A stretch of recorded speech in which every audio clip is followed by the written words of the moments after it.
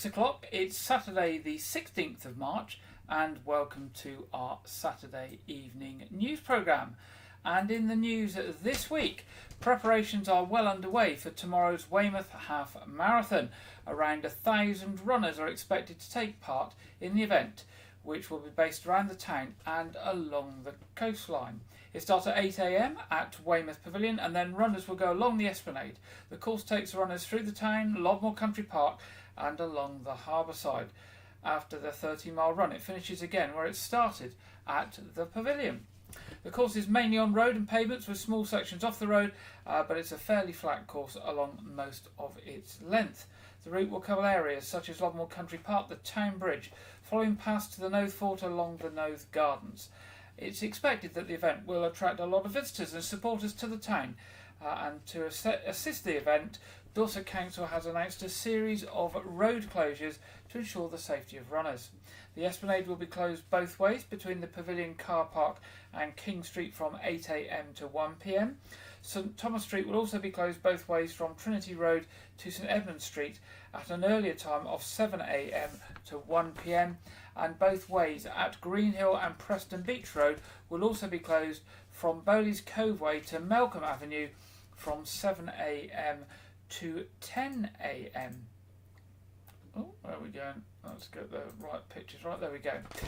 Good news this week. We've heard that the Noath Fort has won Gold Award for the Best Small Attraction of the Year in the South West Tourism Excellence Awards that were held in Exeter University. The Noath reports that it has had a record-breaking year in 2023 with 89,000 visitors coming to the fort. Chairman of the Noath Fort, James Farquhar-Harson, said that it was going well at the fort and it was down to the brilliant efforts of the whole team. He said there were a lot more work to be done and they were still looking to create a Cold War nuclear bunker and a Victorian gun deck, so there is always something new for visitors to see and do. It's been announced this week that it's all change at Portland Bill Car Park, with the operation of the car park going back to the land's owners, the Crown Estate. There will be no immediate changes in pricing or at the car park, but there are plans for massive improvements, including more space for cars with less overall parking spaces, increased disabled parking, dedicated places for motorcycles and bicycles, resurfacing of the car park, coach and bus spaces, camper van spaces, new pavement, electric charging points, etc. Now, it's expected that those works will start after the season in September and through next winter. The Crown Estates has been discussing its plans and the changes with the local businesses based at Portland Bill. A community orchard is being planted at Chickerell to help benefit wildlife. Around 15 trees, including apple, pear, plum and cherry trees, have been planted at the bottom of Meadow Close thanks to a joint project between Chickerell Town Council, the Little Green Change project and the Tree Council's Network Rail Community Tree Planting Fund. The trees will produce fruit for residents in the future, but they will also provide habitat for a range of birds, insects, and will also provide nectar for bees. Over 1,000 people came to an open event which was held this week for patients at Dorchester Road Surgery and Royal Crescent and Preston Road practices in Weymouth. Held at the Weymouth Rugby Club on Tuesday evening, patients were invited to find out more about the planned merger between the two practices. Staff from the practices, patient participation group representatives and NHS Dorset were present to answer questions and address concerns that people may have. Those present reassured patients that they will not need to do anything to continue to receive care. Practice teams, prescriptions and ongoing appointments will all be as usual. The merger is due to take place in April. Dr. Emma Casson, who's a GP partner at Dorchester Road Practice, said a great deal of thought and planning has gone into this merger to ensure a smooth and successful transition. It will offer many benefits to patients and our practices alike. It will mean we can combine skills within our GP and nursing teams and hopefully be more attractive to recruiting new clinicians, making us more sustainable. Patients can find frequently asked questions on the practice's websites for both surgeries or available in the surgeries if they have any questions or concerns. Now, Wednesday this week was Global Tea Party Day, part of the annual Nutrition and Hydration Week campaign, which raises awareness of the link between good hydration and good health. Local NHS organisations are reminded both staff and members of the public of the importance of stopping for regular breaks as part of the daily routine. David Freeman is Acting Chief Executive Officer with NHS Dorset. He said many of us lead busy lives and it's sometimes easy to forget to take a break and get a quick drink or something to eat as we carry on with our day. Nutrition and Hydration Week reminds us all of the importance of looking after ourselves and the overall health benefits of eating healthily and taking regular drinks.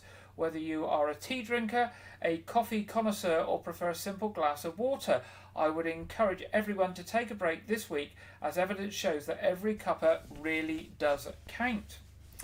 A local campaign, Every Drop, Every Cup, Every Bite Counts, was launched in 2023 as a way of encouraging patients and care home residents to drink more. It has been adopted by a number of local health and care organisations who have seen positive changes for their patients and residents. A short video has been produced by the NHS, shows the benefits found at Adams Court Luxury Retirement Home, and it's available on the Stay Well Dorset website. So if you just go and search for Stay Well Dorset, you'll be able to see that video. Now, Beverly Harris, who's Regional Care Home Manager, has some tips for carers and care workers. She says anyone can improve their hydration very simply. At our care homes we offer people all different types of drink, such as Ovaltine, Horlicks, as well as tea and coffee. We have found that Coke floats have made a huge comeback too. Milkshakes, fruits, skewers, jellies all count towards hydration. Jelly shots mean that people don't have to eat a whole jelly, so these are also popular. All of this has had a positive impact on the people we care for. Now, free tours of Weymouth Lifeboat Station are now available to book. To tie in with the 200-year anniversary of the RNLI Saving Lives at Sea, Weymouth Lifeboat Station is promoting its free tours, inviting members of the public to visit the Weymouth Relief all-weather boat at the Duke of Kent. There will be 2 tours on Tuesdays and Thursdays, one at 10:30 and another at 11:30. Booking is essential with a maximum of 10 people per tour, and under 18s must be accompanied by an adult. The vessel was recently launched to rescue 2 adults, and a child were reported to have become trapped along Kimmeridge Bay in late February.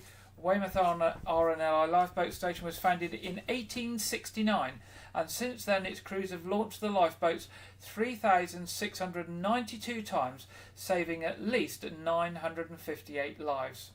Today, Weymouth operates 2 lifeboats, a 7-class all-weather lifeboat named Ernest and Mabel, currently in pool for an extended maintenance, and an Atlantic 85 inshore lifeboat, the Jack and Phil Clear. The 2 different crafts allow volunteers to select the best resource and crew to address the specific need and target the best possible outcome. The station in Weymouth was established by the RNLI in 1869 to give assistance to vessels in distress on the north and east sides of Weymouth Bay.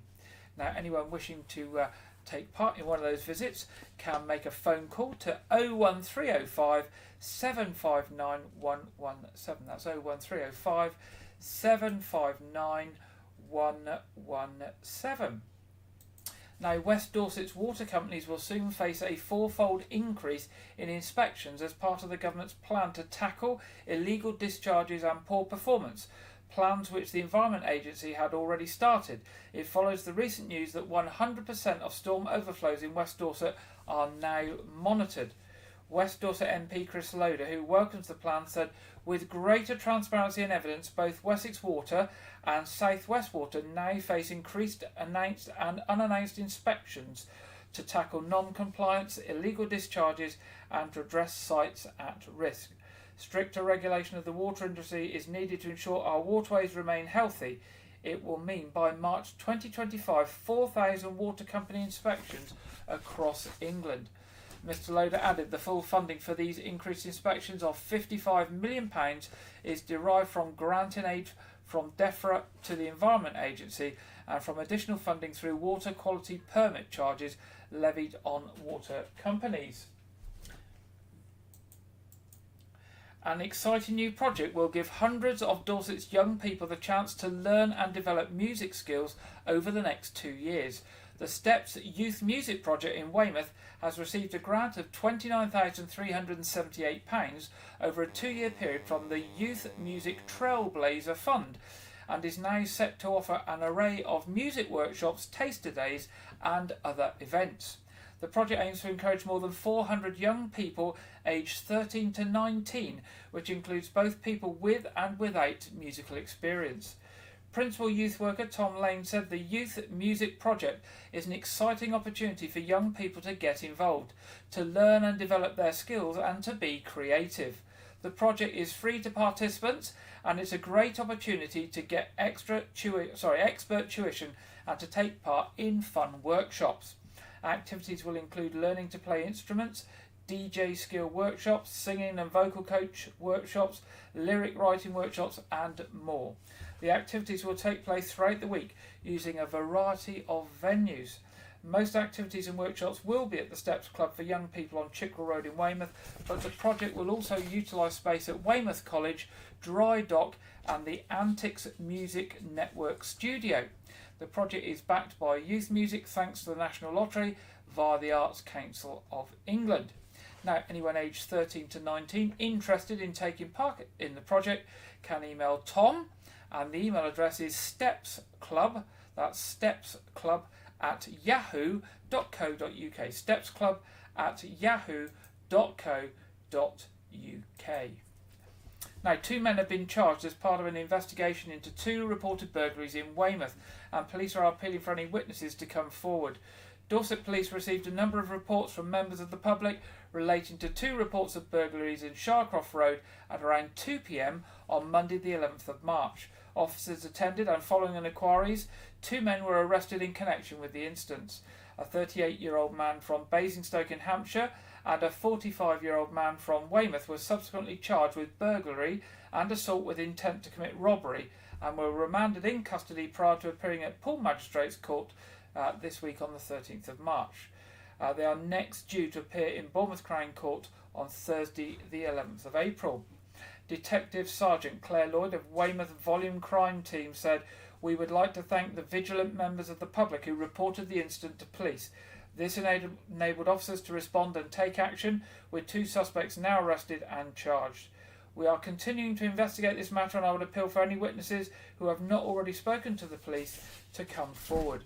I'd also urge residents and motorists who are in the area to check any CCTV systems, doorbell cameras or dashcam footage for anything that might assist the investigation. Now, as usual, you can contact Dorset Police if you have any information or footage by calling 101, or if you wish to contact them anonymously via the Crime Stoppers charity on 0800 555 111. Also, 2 men have come forward following CCTV appeal in relation to an assault in Weymouth Town Centre. It is reported that around 3:55 on Saturday the 2nd of December, a man aged in his 40s was assaulted in Maiden Street near to the junction with St Albans Street and sustained a fractured jaw. Following a CCTV and other inquiries by officer, 2 19-year-old men from Weymouth have come forward and attended voluntarily at a police station and for interview in relation to this incident. They have been released under investigation, and further inquiries are being undertaken. Now, a young teenage refugee from Ukraine has been sharing her passion for tennis with the next generation. Jana discovered a love for tennis when taking part in the holiday activities and food programme back in 2021, when her mother enrolled her in holiday sessions with Dorchester Tennis Club. Arriving in the UK, Jana quickly felt welcomed through these sessions, which significantly supported her settlement process. Recognising her potential, the coaches at Dorchester Tennis Club encouraged Jana to join their club. Reflecting on her experience, Jana expressed, "I had played tennis before, but I really progressed once I got involved with the club." With her mother securing a job, Jana was able to afford one-to-one tennis lessons, further enhancing her skills. In the following year, Jana seized the opportunity to compete internationally with the club, participating in tournaments in Holland and Belgium. She fondly recalls the experience, saying, "It was so much fun to travel there with my friends. I have some incredible memories." During the Christmas holidays for 2023, Jana decided to give back to the community by assisting with sports sessions at Sunninghill Prep School in Dorchester. All of the children present booked through the HAF programme, allowing them the same free access that Jana was given in 2021. And Jana effortlessly connects with them, showcasing her rapport and enthusiasm. Coach Michael Willamy's comments said, "She's a great help and inspiration to the children. We're really proud of what she has achieved." Teresa Levy, Corporate Director for Children's Services, said, "It's so lovely to hear that Jana's story and everything she's doing for the children in Dorset. If your children are eligible for free school meals, we'd like to encourage you to sign them up to take part in the HAF programme. The HAF programme will run again during the Easter holidays, where both our children who are part of the Refugee Resettlement Programme and those who are eligible for benefit-related free school meals will have access to a wide variety of free enriching activities and nutritious meals." Now, if you want to find out more, just go onto Google and search for holiday activities and food at Dorset Council. So holiday activities and food, Dorset Council, and you will find the website with all that information on. Now, 3 Dorset-based arts groups have been awarded grants by Weymouth Town Council. The council has handed out thousands of pounds as part of its community grant scheme, which aims in benefiting worthy community, voluntary and charitable organisations in the local area. Organisations that work with communities in Weymouth are able to apply for a grant to help fund new projects, equipment, events or training. Artist group Artway has received £3,000 to go towards an art trail that will run through the town centre. It will see 15 sites across the town where artwork will be exhibited to coincide with its 15th anniversary and will be focused around the theme of peace. The group is a not-for-profit community of artists based in Weymouth and Portland and Dorchester and promotes art and artists in the community. Another £3,000 has been awarded to the Wessex Folk Festival to go towards their annual festival in Weymouth. The event encourages, promotes and supports live performances of music and dance and will take place on the 1st and 2nd of June. The third group to be awarded money by the Town Council is Bournemouth-based theatre group Doppelganger Productions. It will receive a sliding scale of support dependent on the number of events it holds in Weymouth. The group aim is to create a 50-plus member production company from a mix of local professional artists and residents to encourage an intergenerational project to tour Dorset in August. Now, if you want to find out more about community grants, you can tap into Google Community Grants at Weymouth Town Council and you will get some information on that. And finally, in the news headlines tonight, a cafe which helps residents fix household items and treasured possessions has been named the best in the country. Volunteers at the Repair Cafe Weymouth have fixed everything from sentimental family treasures to lightsabers and even a ride-on Triceratops in true Jurassic Coast fashion. The cafe has just won Local Community Group of the Year at Next Door Good Neighbour Awards 2024. Ross Dean started the volunteer-run Repair Cafe in 2019, not long after moving to the area. She took inspiration from Maritime Postma, the Dutch environmentalist behind the global movement, which started in Amsterdam in 2009. After receiving an overwhelming amount of support from her community, she arranged a meeting at a local pub one Saturday morning. Over 40 potential volunteers showed up, excited to be part of the Repair Cafe initiative, and 5 years on, it's just been declared the UK's Community Group of the Year in community platform Nextdoor's annual Good Neighbourhood Awards. There are no queues at the Repair Cafe with a numbered ticketing system in place to save people waiting on their feet. Customers are given repair forms along with their tickets and take a seat at a table where a meet and greet volunteer will join them and assist them on filling out their form with details of what repairs are required. Since it started, the volunteers at Repair Cafe Weymouth have fixed around 2,500 items, making it one of the biggest in the UK. Items range from sentimental family treasures to toy robots, lightsabers and even a ride-on animatronic Triceratops called Kota. Ross is amazed by what the Repair Cafe volunteers can do, from their electronic whizzies to gluing experts who repair whose repairs look invisible. One of the gluing repairs Ross remembers fondly is that of a music box that someone's father had brought back from a trip to Asia in the 50s or 60s. Ross said it was an ivory rickshaw with turning wheels that had characters and fittings that needed re-gluing. She hadn't heard it play in years. I remember hearing a tremor in her voice when it played again. There is no charge for repairs, just a request for a donation which goes to a local charity chosen by volunteers at their annual meeting. And that's the end of the headlines in tonight's programme. Now this week we're going to hear about a local charity, and it's not one I've heard of before. It's called the Friendly Food Club. It's Dorset's cooking and food education charity. A team of enthusiastic people deliver cookery workshops and food education and skills sessions in the community, including friendly and social cooking programs for disadvantaged and marginalised adults and children, including cookery skills, healthy eating and therapeutic cooking sessions and community meals for the elderly and vulnerable groups. Let's have a little look and see what they get up to.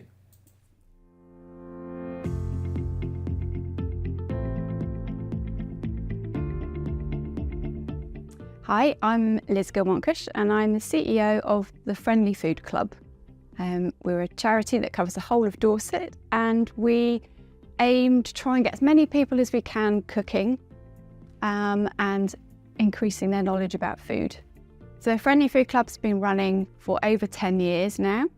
So we work a lot with food poverty, so food banks, social supermarkets, community larders, helping people cook the food that they're given in their parcels or making use of food waste. We also work with a lot of adults and young people with learning difficulties, and it's just helping their independence and helping them grow in confidence to become more independent. My name's Vicky Gorge and I run Stability with my partner Angie Lambert. So we're based at a house in Weymouth. We have 11 members who regularly attend daycare sessions, and our aim is to promote independent living and independent skills in our work.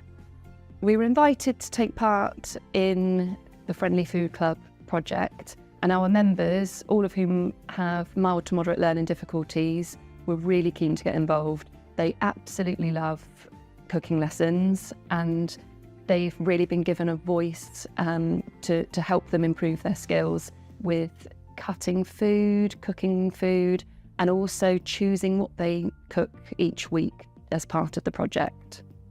Our groups are very informal, very friendly, and it's about getting the best out of people whilst they're in the session. A lot of the benefits of cooking are social, bringing people together, eating together, sharing together, and cooking is just a good way of opening doors for people. It's a good way of them feeling confident in the environment, and that's what's happening here today, is a group coming together, sharing an activity, sharing in the product of that activity in terms of sitting and having a meal together, and all sorts of interesting information comes out as a result, which means that the group who's running it is more able to help those people in the way that they need the help. So our members have been so happy with the results of their cooking. They work together to create the meal. They then sit down together and share the meal together, and are able to take some home to show off to their parents at the end of the day. So these particular sessions we're running today is part of a larger group of 16 sessions that we're running with different groups as part of the Household Support Fund. So we're really grateful to Dorset Council for the funding to be able to support a number of different community groups in partnership with the Friendly Food Club. So thank you. I love the fact is that it's brilliant. It's very fantastic. The food is very tasty, and the two chefs are very, very friendly too, and it's yummy afterwards, and I think I would like to do it again. So yeah, I would love that.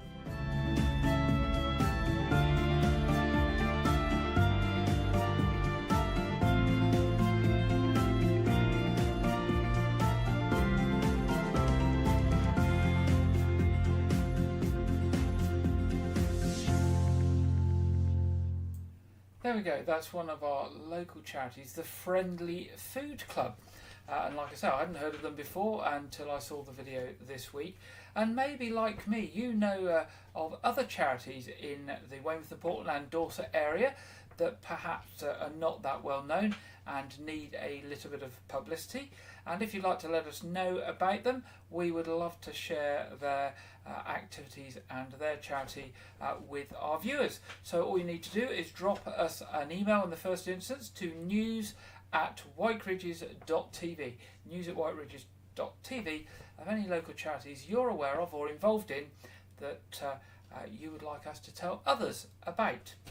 Now is that time in today's programme where we go over to Andrew Wright, our regular contributor for this week's film review and preview.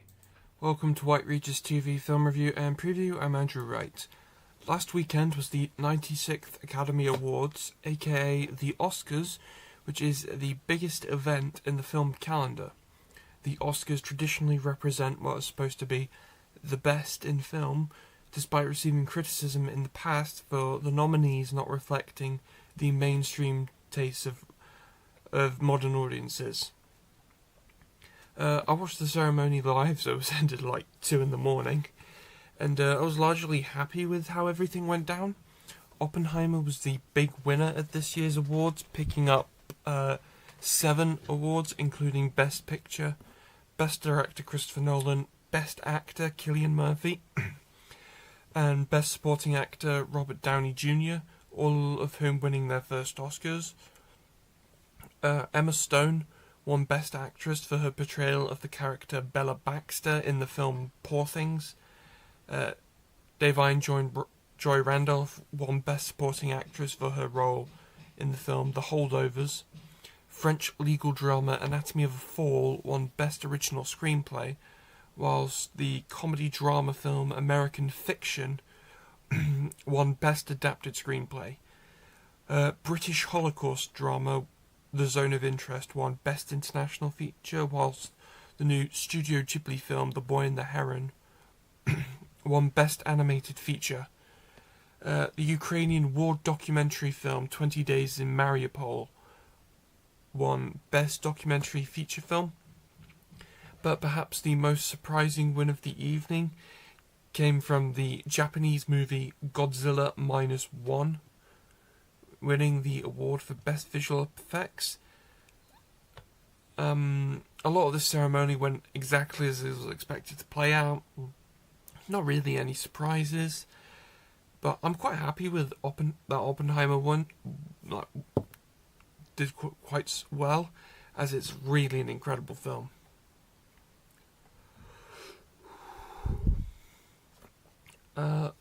This week, the Italian sports drama film Race for Glory, Audi vs Lancia was released on DVD. The film stars Italian actor Riccardo Scamascio and Marvel actor Daniel Brühl, and revolves around the true events of the 1983 World Rally Championship and the rivalry between the Audi and Lancia teams. The film has mixed reviews from critics and audiences. It went straight to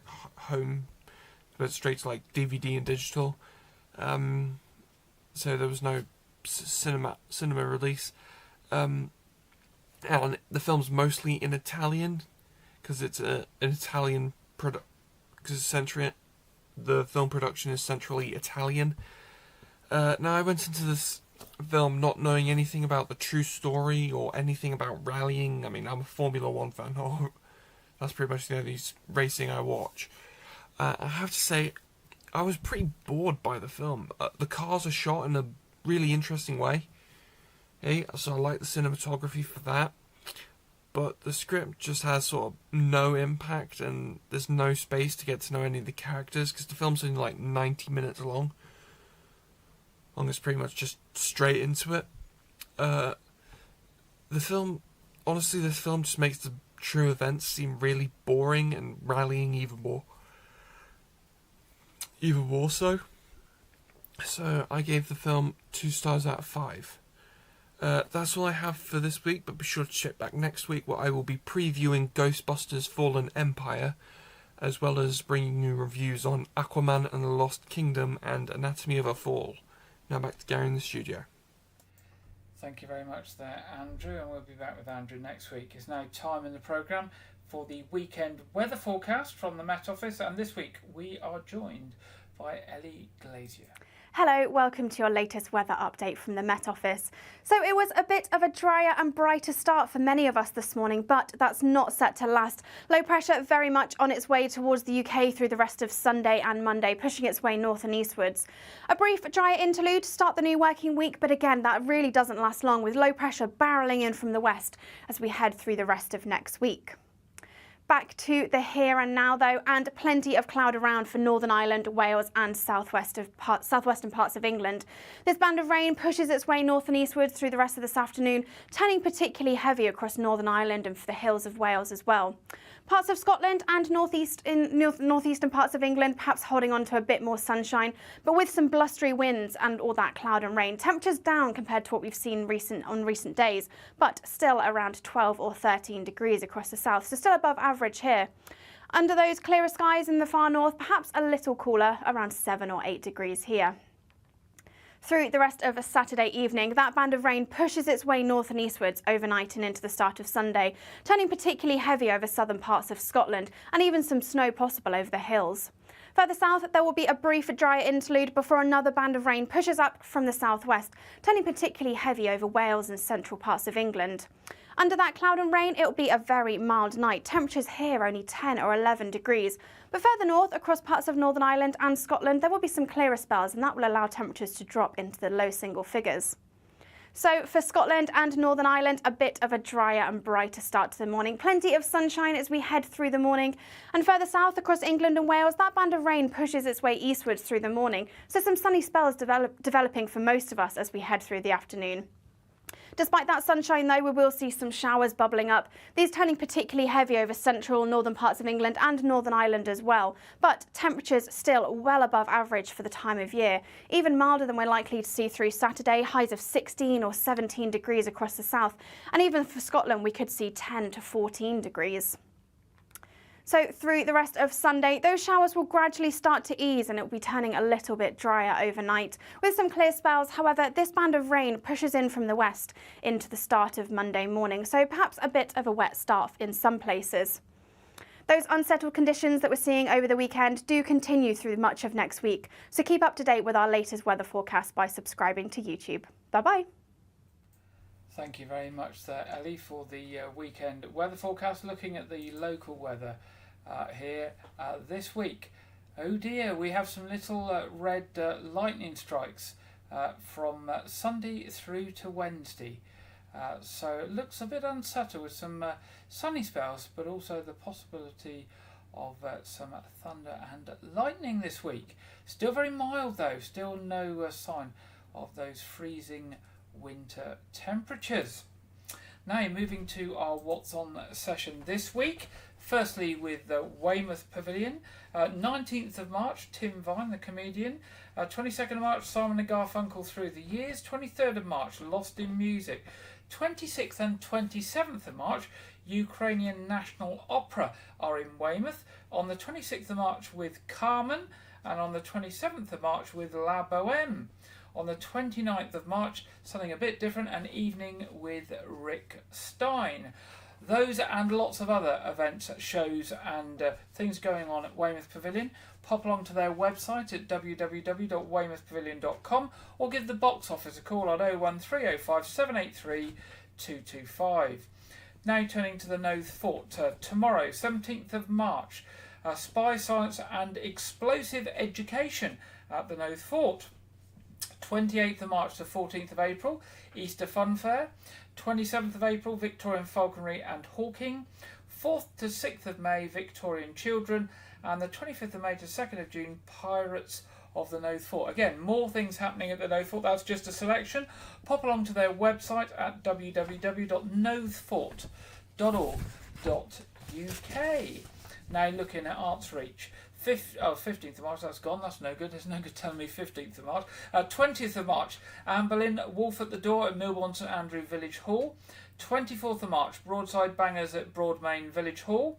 24th of March, Beyond Ye Ramblers at Burton Bradstock Village Hall. That's just a few local our end of the county. Shows across the whole of Dorset through the whole of the summer, available on the Arts Reach website at www.artsreach.co.uk. And there's always something for everyone on the Arts Reach programme. There's family friendly stuff, there's stuff for children, all over Dorset. So do have a look, see what Arts Reach have got on. Now, church services in Wyke and surrounding area tomorrow. Importantly, there is no 8 a.m. service tomorrow at All Saints Church. No 8 a.m. service, but there is a 9:30 service tomorrow at All Saints Church and 11 o'clock at St Edmund's Church. Now, turning to our other programmes. Tonight, 7:30, we have our Saturday evening quiz programme as usual. Our free, family-friendly, community-friendly quiz evening. Everybody welcome. Starts promptly at 7:30. The stream will be up from 7:20 if anyone wants to join us. And I can also tell you that the March edition of A Year Gardening with Clive Gray is out, and that will be broadcast by us at 4 p.m. tomorrow on Sunday and repeated at 7 p.m. On Friday. And I'd say watch that. There's a little bit of surprise at the end of the programme. I saw a preview of it and it took me somewhere I wasn't expecting, but a very pleasant surprise it was. Now that brings us to the end of this week's programme. If you've got any news, events or anything else for us, do drop us a line in the week to news@wykeregis.tv, news@wykeregis.tv. We would love to hear from you. If you're not joining us on the quiz or watching A Year Gardening, then we look forward to you being back with us next Saturday for our evening news, 6 p.m. Saturday. In the meantime, have a good weekend and a good week ahead, and we look forward to seeing you soon. Good night.